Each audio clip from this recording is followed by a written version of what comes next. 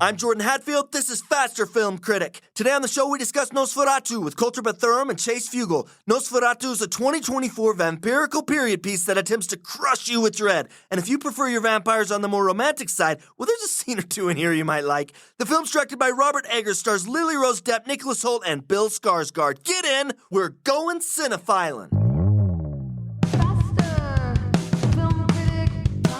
What's up, guys? How's it going? Good morning, gentlemen. Nosferatu awake in the morning. The sun's out, Kolter. You should be sleeping. Hey, I had to get up for this. Guys, I'm eager to talk about Nosferatu. Yeah, me too. It was awesome. Yeah. This was my most anticipated film for the year, and I had to wait all year to watch it. Love me some Robert Eggers. Oh, yeah. He hooked me with The Witch, which was his very first film back in 2015. Right. Still, to this day, my favorite horror film of all time. That is a perfect movie. His next film, The Lighthouse, didn't work for me so well. I know a lot of people loved it. Yeah. I felt like it was a half hour too long. It's very psychological. I just kind of failed to connect with it. The Northman is his third film, and it's a Viking epic. Yeah. Really enjoyed The Northman. There is a commonality in all his films, and that is he is very true to the folklore in his stories. Oh, yeah. His attention to detail is amazing. I don't know if you guys know this, but he has a passion for F.W. Murnau's 1922 Nosferatu, A Symphony of Horror. Oh, it definitely comes through in this. When he was in high school, he wanted to direct a play of Nosferatu. That was the film that he chose, and he directed it. And it was in that experience in high school and directing Nosferatu that he fell in love with directing and decided that he wanted to be a director when he grew up. Yeah, that's cool. I didn't know that. He's coming full circle. Yeah, it's way cool. So when it was officially announced that Eggers was going to remake Nosferatu, man, my excitement was through the roof. Oh, yeah. Me too. If I could handpick any director, living or dead, to remake this film, it would be Robert Eggers. Hands down. This, to me, feels like a match made in heaven. Yeah. Yeah, Eggers really understands the artistry of making a good movie. And it's evident in all of his films, but he really does. He's after quality, impact, atmosphere, which it's kind of a through line in all of his films, but just, yeah. And it's not only his incredible talent at making films, his eye for cinematography and storytelling. It's not the darkness that weaves its way in and out of his psychological stories, but it's also his faithfulness to the mythology. Yep. In all of his films, there's been just a heavy mythology.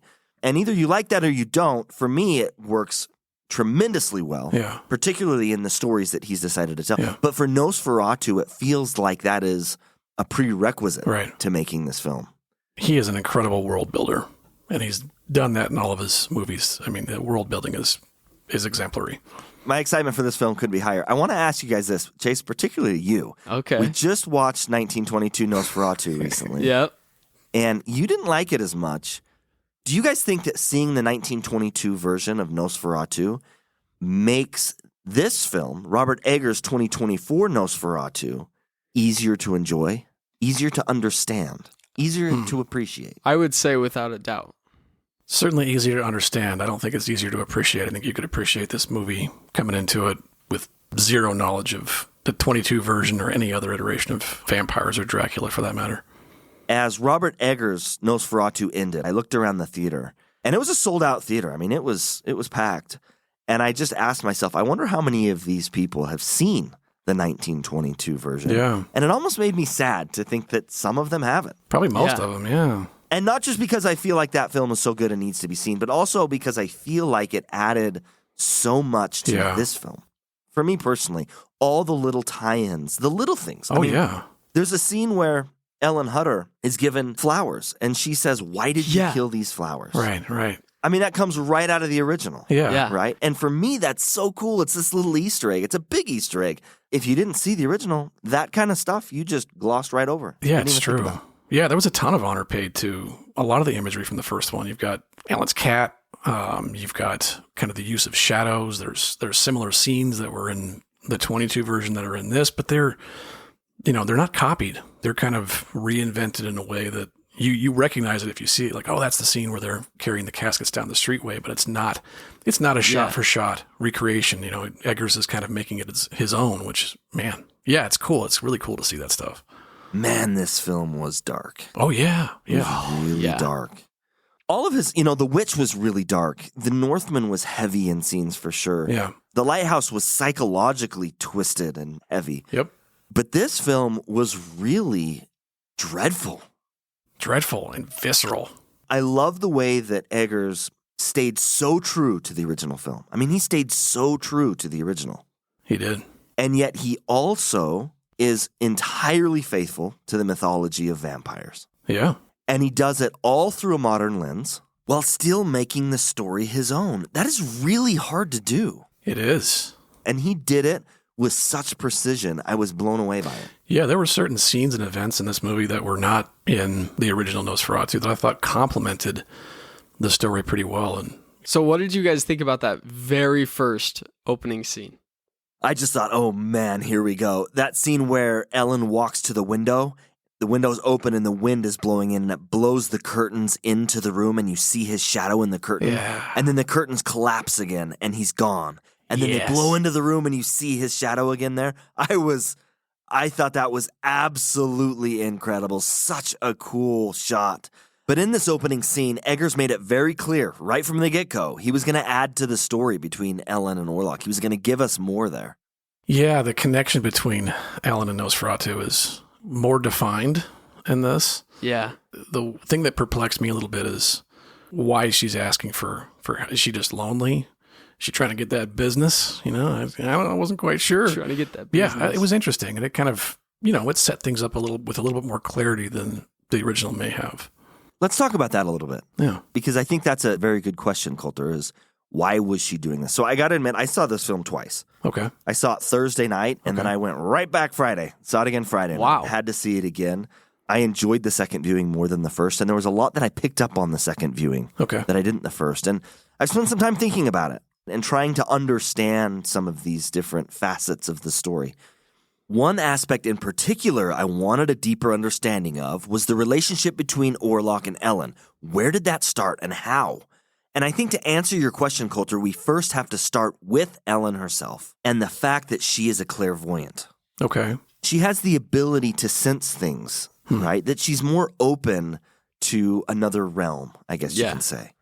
In the middle of the film, she's talking about this and she says, I always had a sense of what my Christmas presents were before I opened them. Right. And I had a feeling that my parents were going to pass before they did. Yeah. The film opens with Thomas Hutter leaving to go to meet with Knock to see if he got the position that he had applied for. And she was, as soon as he walks out the door, she's like, I know he's got it and he's going to be sent away. Right. Yeah. And that frightened her. So you've got to understand that she is a little bit more open just in her nature. Yeah. It's that subtlety. Picking up on it after a second time, which is one of the strengths of Eggers. He doesn't treat his audience like idiots. He doesn't spell everything out for them. There's some things left open for interpretation. And not only is it back in a second viewing, but it's nice to be able to get a movie with some depth that you want to explore. Yeah. You're absolutely right about that. Eggers does not treat his audience like they're dumb. Yeah. He treats them like they're very intelligent. I was reading a review of this film, and the person had rated it really low, and they were kind of saying, this was stupid, and this wasn't explained, and why did this happen, and why did this happen? And again, I'd seen the film twice, but I'm thinking, all of this, all of the answers to your questions are in the film. That portion is explained, and this portion, and it's subtle, and it's small. You got to be looking for it. You got to be paying attention, but that's the way his films are. He treats his audience like they're intelligent, and he doesn't spell everything out for you. He'll give you just what you need, and then he moves on. Yeah. And so in all of his films, you've got to be paying attention. Yeah. Anyway, back to Ellen Hutter and her desire for this vampire. Throughout the mythology of vampires, there is this psychosexual element. Oh, yeah. I mean, that is just at the heart of the vampire lore. There's the psychosexual element. And I think my interpretation of this question that you raise is that here's a young girl who is maybe just starting to sexually discover herself. And she's also very lonely. Yeah. And in this moment, she's crying out for someone to comfort her Right. and to accompany her not necessarily sexually. I don't think that's what she's asking for, but she kind of puts this out there in the universe. And because she's a clairvoyant, because she's a little bit more open on this other realm and a little bit more sensitive, this undead character, Orlok, hears her and he comes to her. And the next logical question is, well, why does she accept him? Why does she let him in? Why does she promise to always be with him? Right. And in the middle of the film, Ellen Hutter says, when he first came to me, he was sweet. And this also ties into vampire lore. Now, It does. Orlok isn't portrayed in this iteration of Nosferatu as being charming, but she says in that moment, he was sweet and Right. he comforted me. Yeah. And it implies there was a moment of sexuality there, Sure. that he was able to please her. And in that moment, as a young, immature, adolescent female who's just coming into her sexuality, who is vulnerable, who is lonely, and who's looking for companionship, she's met with this entity, and she's pleased by him, and she says, I love this. I love this feeling. Yeah. And the moment she swears to him, everything turns. Right. Right. And from that point on, he reveals who he truly is. He is Right. dark, he is Yeah. manipulative, he is controlling, he is almost a psychosexual, supernatural stalker Right. that haunts her dreams and her memories and her thoughts. Yeah. And as she grows and matures and meets Thomas and falls in love, she sees what she has done and she refers to him as her sin, as her shame, and it Yeah. weighs on her and it haunts her. I don't know if this helps to answer your question about how their relationship started or not, but Yes. that's my Yeah. interpretation. Yeah, it does. I tend to get sucked into the atmosphere and the visuals and performances and music and things like that. Yeah. I don't pick up on all the subtleties of some of the story developments until I sit with the movie for a little bit or I've watched it a few times. So, but yeah, no, that definitely helps. And it makes sense. You were talking about before Thomas goes to knock, and she talks about her fear and how she already knows that he's gotten this position and everything. And she talks about a dream that she had where she yeah. laid with Nosferatu. Yeah. She kind of has this little monologue that I thought was amazing. Yeah, it was good. At first, she's kind of talking about the fear of Nosferatu, how scary this immense, evil was. And then she starts to laugh and talk about how good it felt. And near the end of her monologue, she starts to cry and laugh and kind of raise her voice. And you realize she's not scared of the evil of Nosferatu. She's scared because of how much she's attracted Yeah. to this evil, how much she likes it. Yeah. Okay. I got a question. What did you guys think because Anya Taylor-Joy, who Eggers has worked with before on The Witch, was considered Yeah. for Ellen's role. Obviously, it went to Lily Rose Depp, who I think we'd all would agree did a fine, if not fantastic job in this. How do you think she would have been, Anya Taylor-Joy, in this role as Ellen Hutter? Oh, that's an interesting thought. Anya Taylor-Joy is amazing. I She think she is. would have knocked it out of the park. I think so Yeah. too. At first, when she backed out, I was disappointed. She had a conflict. She was doing a Mad Max film, and she had to back out. Whoa. And I was really disappointed by that. That made me sad. So she was lined However- up for this film? Yeah. She had accepted the role in the film, yeah. Wow. I didn't know that. I was a little worried about Lily Rose Depp. I hadn't seen her in anything this big before. Right. Never a role that demanded so much nuance and complexity. Yeah. And Lily Rose just blew me away. I thought Yeah. she was absolutely fantastic. Yeah, I'd add physicality to that too. And she has kind of a look. There's something about how I think her hairstyle was. It was sort of, it was of the time, but it shaped her head and face in this kind of oddly haunting way that kind of lent itself well to, I think, the appearance of her character. And yeah, it definitely worked. Fantastic cast. Absolutely yeah. fantastic. Yeah. Yep. One of my favorite characters in this film was Knock. Oh yeah, I dude. thought Oh my. Simon McBurney just Killed it. killed Yeah. this role. Oh yeah. Yeah. Dude, he That- steals all of his scenes. Yeah, he doesn't have a lot of screen time, but when he's No. on, man, he is just creepy, just sucks you Yeah. in. Yeah. He was It's great. chilling. I thought he was Yeah. absolutely fantastic. Oh yeah, for sure. Creepy And- but captivating, man. His scenes were some of my favorite in the movies. I agree completely. Feels so dark and gross. And he's Oh yeah. Maybe we get to see Knock and Nosferatu in scenes together, which we did not get in the original. So we Yeah. get to see their dynamic kind of play out just a little bit more to kind of wrap things up thematically for the character of Nosferatu in particular. But yeah, man, it's cool. I thought he runs away with the scenes for sure. This film is a very unadulterated telling of Dracula.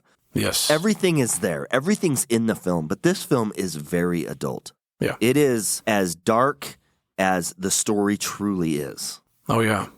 It's a true gothic horror. You know, another thought I had walking out of the theater was, did the audience in the 1922 version feel the same way walking out of that film? Was it just as dark and dreadful and heavy for them as it was for us? Yeah. Well, it may have been more so. Yeah. Could have been. Yeah, absolutely could have been. Another big question I've got for you guys is the mustache. The mustache. Yeah. How did that land for you? This is probably one of the most unique and new appearances for a vampire in general, specifically for Dracula. We talked about Bill Skarsgård kind of, dude, the dude disappears in this role. You can watch this, and if you didn't tell me who was playing that, I have no idea. Couldn't tell you. Yeah. Between the look and the voice, he's basically kind of depicted as this living corpse.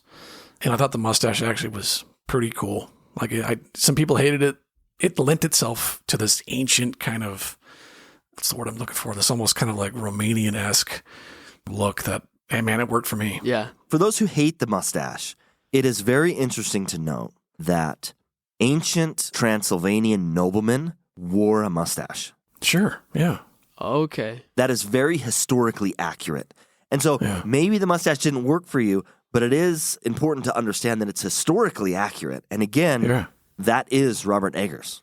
Yes. This goes back to, you've got to place some trust in filmmakers, especially filmmakers as talented as Robert Eggers. And it's something about his choice that I automatically just kind of know, yep, that's the right one. And then it's how it strikes me. I think the first time we see him, he's sitting across the table. There's not a reveal right away. You see him in the distance. You hear his voice before you get a good look at him. And the first look you do get at him, he's kind of shrouded in shadows. He's sitting in his chair with his big coat on and thought it was just different enough to be kind of new and interesting, but at the same time lent itself to a very kind of sinister look. My brother said he looks kind of like Snidely Whiplash. I didn't know what I was expecting going into it. When I saw that they kind of changed him a little bit, I mean, you get a really short flash in that first opening scene, and it's kind of shocking how different he is from the original. True. I think in making the design for this character, they had to veer away from that just enough. And I think they did that really effectively. Again, based on what I've seen in Eggers' films, it's less about being different than the original and more about being true to history. Right. Yeah. This is a Transylvanian nobleman, and he is going to look like a Transylvanian nobleman would have looked. Yeah. Yeah. Because that's how Eggers makes his movies. Really cool approach. Yeah. There's nothing about this film that did not work for me except for maybe the runtime. Did it feel long to you? Really? It did. But the problem is this. It felt about 15, 20 minutes too long. The problem is I don't know what 15 or 20 minutes could or should be removed from it. It started to lag a little bit for me when Count Orlok has basically given Alan Hutter 3 days to decide whether she's going to consent or not. I also had a raging headache, so I'm trying to take that into consideration when watching a movie, I mentioned I saw this film twice. Yeah. And the first time I saw it, I enjoyed the film, but it was dark. And I was also there with my father-in-law. And my father-in-law doesn't do horror films. He doesn't do scary movies. Okay. And it was just him and I. We walked into it, and all of the heaviness, the weight of this film was magnified because I'm sitting next to him. Oh, right? okay. Sure. Yeah. And so I just feel it so much more intensely because I know he feels it intensely. That's interesting. And so the next day when I went and saw it a second time, I wasn't sure how I felt about it. I mean, there are aspects about it I absolutely loved and appreciated, but there were other aspects where I was really unsure. When I saw it the second time, again, the very next day, I felt like the film went by even faster. Okay. The runtime seemed shorter to me. And it wasn't because my father-in-law wasn't there. It was because it was my second viewing and I was picking up a lot more subtleties and I was understanding more the nuances of the story. I was able to slip into the narrative a lot more. I actually liked it a lot better the second time. Well, the movie is it's like spilling over the brim with rich visuals. And I mean, there was like a seamless combination of like physical sets, especially when Hutter's work, he's walking through the streets to work, mixed with kind of digital backdrops. And when you use digital backdrops really well, it's just seamless. Like obviously they can't build an entire street of historical buildings, but they build, what's in front of the camera 100, 200 feet, and then they digitally backdrop the rest. When he's walking through this tavern about halfway through his journey between Germany and Transylvania, and he stops in this little village, and he's going through the middle of this building that seems entirely lit by candlelight, not to mention all the activity that's going on in the background. And so it's a busy movie in terms of like visual kind of storytelling. And I mean, we've talked about how he's unparalleled. The Witch has kind of a more simplistic, kind of more straightforward setting, whereas this is very, you've got the town and they live in Germany. You've got his journey. You've got the castle, back to the town, and you've got Ellen's bedroom. And a lot of these scenes are kind of colorless. Like it's almost colorless throughout the movie, and it's punctuated by these few daytime scenes that are still kind of weirdly drab and bleak. So yeah, to your point, man, like it's one of those movies that it's almost mandatory to have to go back and watch a couple times to just soak all that stuff in and be able to appreciate all those things. Preferably without a raging headache, Kolter. Next time you see it. Preferably without a raging headache, yeah. Yeah. You're absolutely right. The sets, the costumes in this film were absolutely transformative. I mean, for 2 hours and 12 minutes, I was living in 1838. Oh, yeah. You were just there. Yeah. And I also loved the choice to shoot this film in color as opposed to shoot it in black and white. Yeah. It's shot in color, but so much of the film is monochromatic. Yeah. So much of the film almost feels like black and white. It's moonlit. Yeah. And so it's this really dark aesthetic that at times you almost wonder if it's black and white. I love that decision. I thought that decision... It had the atmosphere of the original Nosferatu. It did. That the black and white format kind of brings to the film. That contrast. But it also has the benefits of color. Like those scenes that are candlelit interiors. Or the fire when Thomas first goes to Count Orlok's castle. Yeah. And that room it's a spectrum of black to orange. There's no colors in between. Yeah. Like barely even white. Which reminds me a lot of the old technique that they used in the colorized version, if you want to call it that, where they tinted the film. Yeah. To me, it feels so true to the original and yet also so modern. Oh, yeah. And unique. Yeah. It's just one of these decisions that just works so well. I was going to ask you guys what you thought of Count Orlok's voice. I didn't know how to feel about it at first. Okay. It's really dramatic. And it's the deliberate. traditional vampire voice. I liked his voice. Yes, it's dramatic, but it's also Dracula we're talking about here. Yeah. I know that Bill Skarsgård, he said that this was the hardest part of the role for him. He said he spent about 6 weeks trying to develop this voice, trying to find the voice. Yeah. Wow. And I thought it worked really well. And it wasn't just the way he spoke for me. A lot of it, in fact, I think most of it had to do with these big, raspy breaths he would take between sentences. That, I thought, was the most effective thing about what he was doing with that. And it really lent itself well to like, oh yeah, this thing is like, dude, it's barely alive. But I mean, we talked about Lily Rose Depp's physicality. Bill Skarsgård as Nosferatu / Count Orlok has some of that too, but I think it really shines when he's like sucking the blood from his victims, which, to go back to that psychosexual thing, is, just my wife said it was just disgusting. Like he's like kind of gyrating while he's sucking Hutter's blood when he's in his castle. I mean, it's just disturbing. Yeah. So let me ask you this. There is a pretty significant addition to Ellen Hutter's character. In this film, she is given a lot of power. Yeah. Early in the film, many people refer to her condition as being a mental instability or childish nightmares. Melancholy. She's disregarded. Right. At the point where she starts convulsing heavily and she's staying with Frederick Harding, they tie her up and they drug her. It's like, we don't want to deal with her. We don't value what she's saying or trust what she's saying. And then enters William Dafoe's character, Professor Albin Erbhart von Franz. he flips the script on this. And he says, she is right. We need to be listening to her. We cannot be drugging her. We need to give her the power that she deserves as a woman. Right. And he even says at one point in the film, he says to Ellen, if we lived in a different time, you would not only be valued, you would be cherished. You'd be put on a pedestal. You would be seen for your strengths. Right. And unfortunately, we live in a modern time where your strengths are disregarded.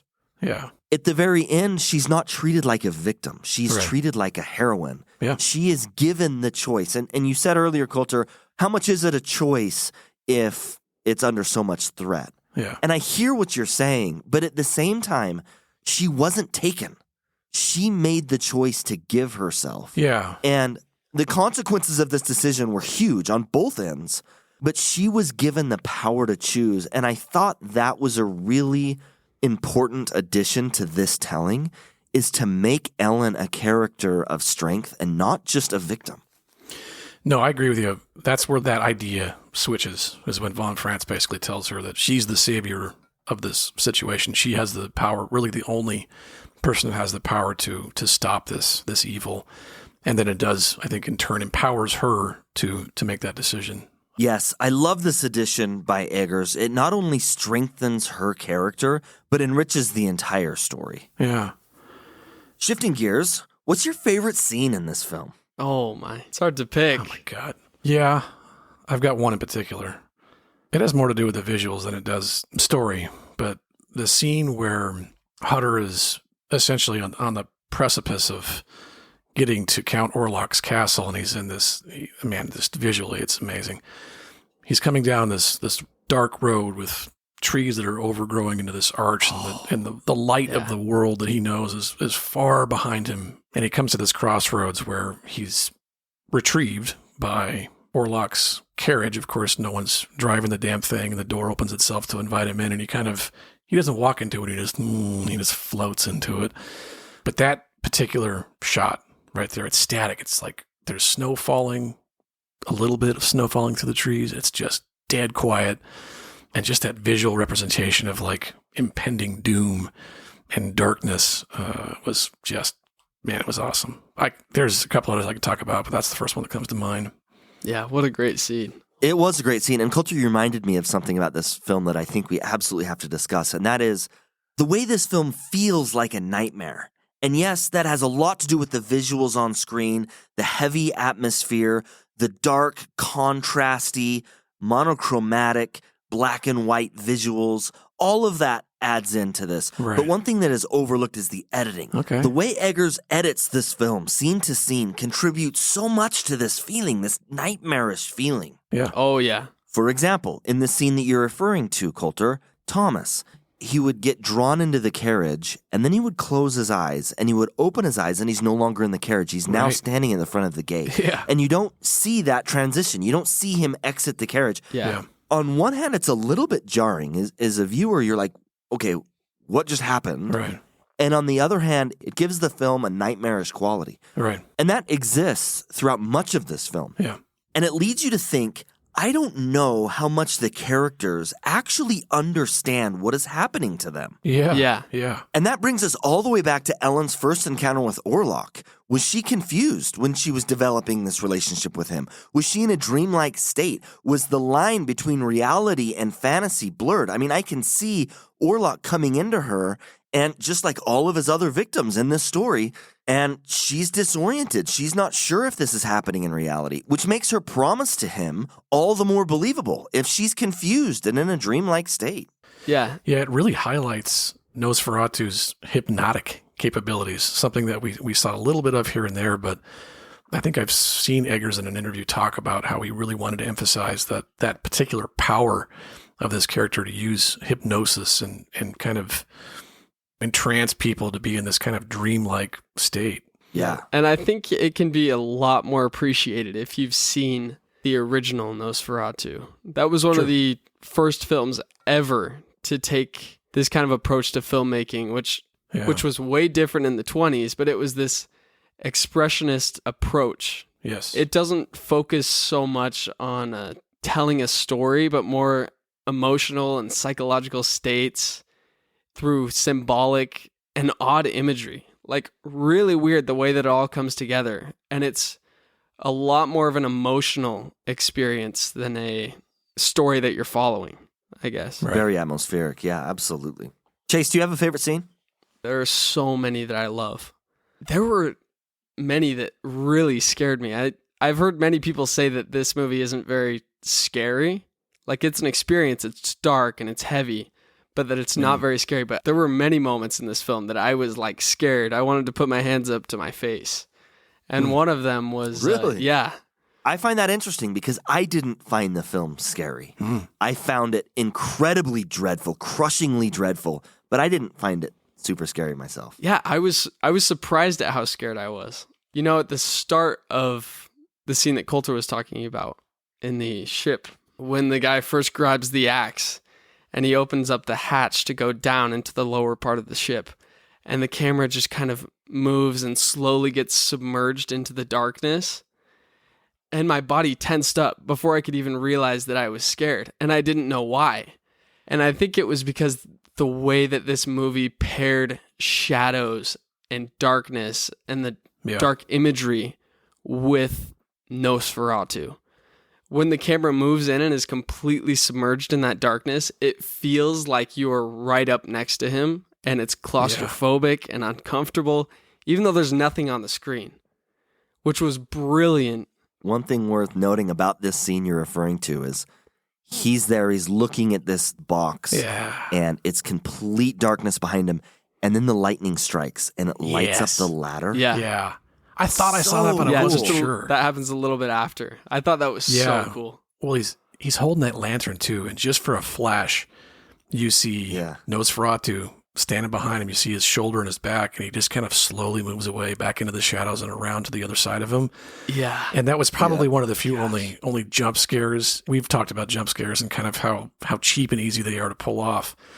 It's a little bit different in this because one, we know it's coming, but it's not so jarring and cheap. But yeah, Jordan, I wasn't sure if I saw that or not, which is awesome. I thought that was dude. such a cool touch. The way that it got to that jump scare was so good.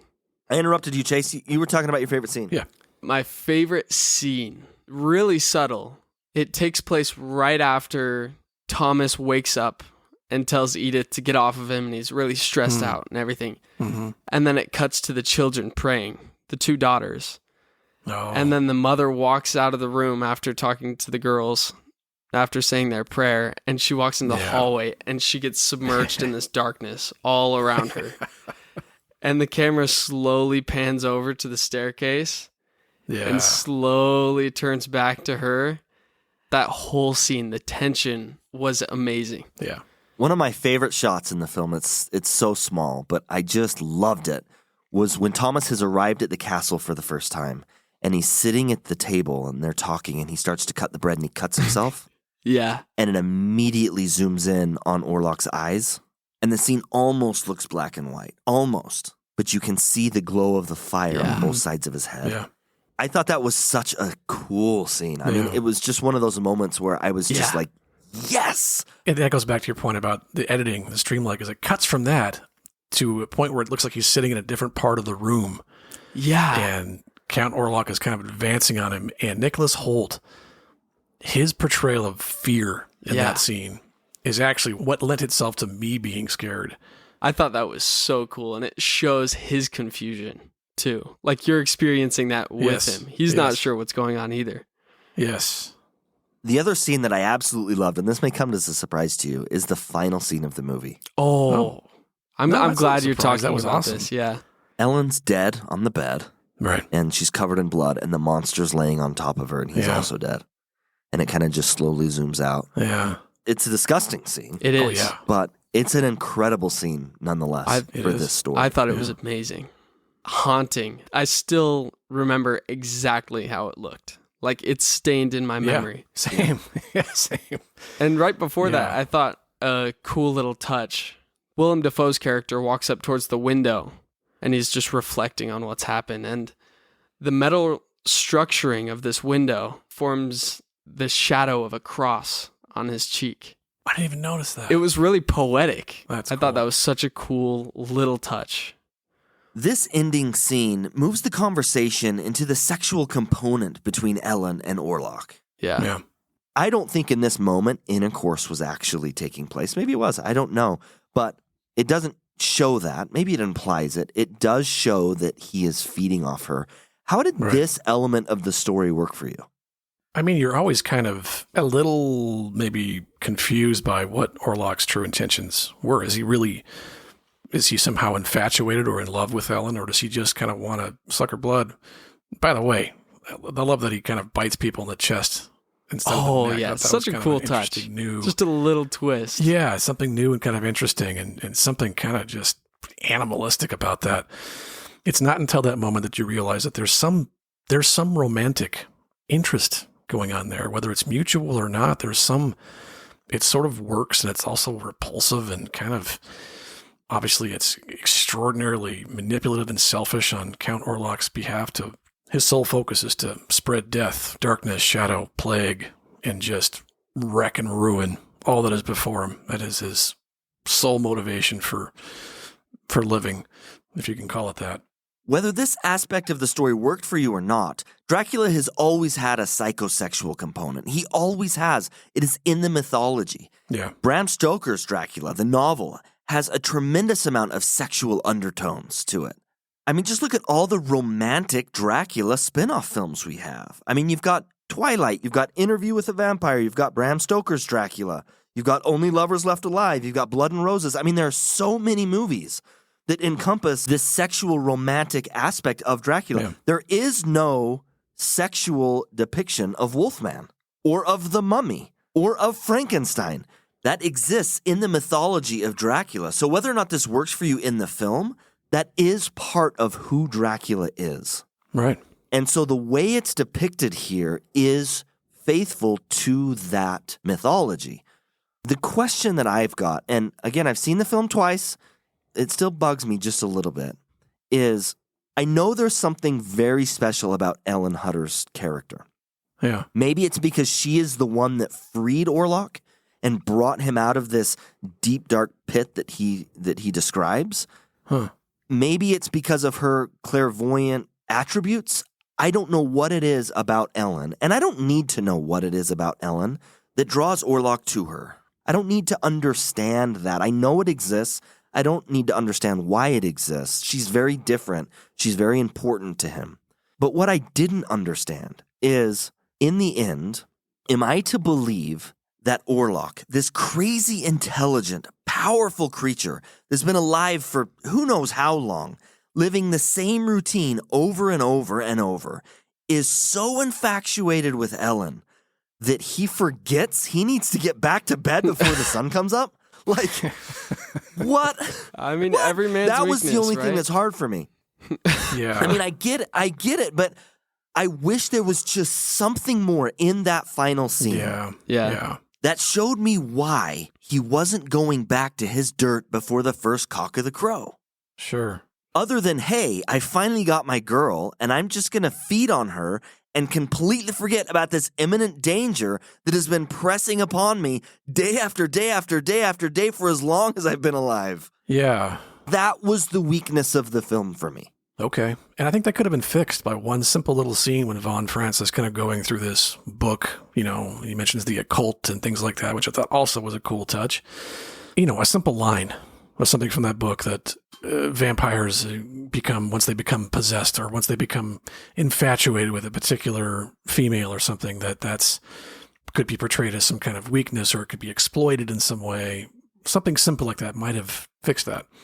It didn't even need to be a line. It could have just shown Orlok attempting to leave and her calling him back in. Sure. And Yeah, maybe because absolutely. it's the first time that a woman had ever beckoned him. Right. I mean, just give me something. Yeah. It could have been portrayed in such a simple way, but it wasn't. And it bugged me slightly in the first viewing, and I'll admit it bugged me slightly more in the second viewing.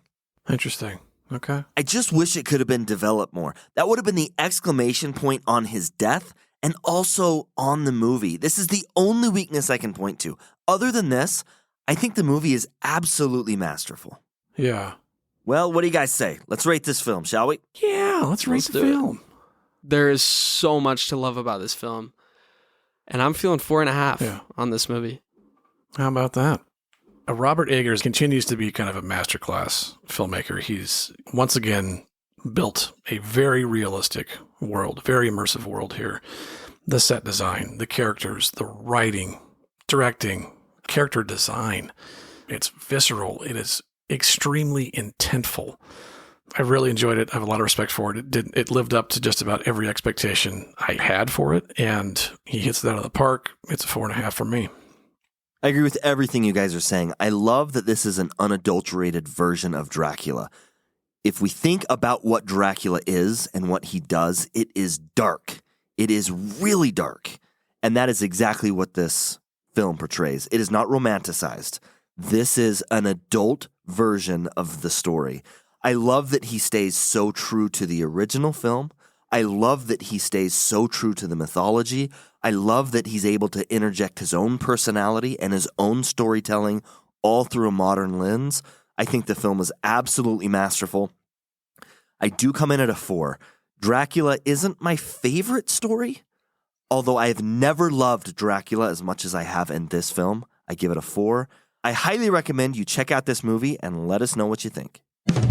All right. We all know there's a ton of Dracula and vampire movies out there, but only a few rise to the top. So for this week, we're recommending Francis Ford Coppola's 1992 Bram Stoker's Dracula. This iteration features an amazing cast, including Gary Oldman, Anthony Hopkins, Winona Ryder, and Keanu Reeves doing the worst British accent you've ever heard. The visuals, creature effects, and performances still stand up, and this movie has an absolutely awesome score. Go back and check this one out.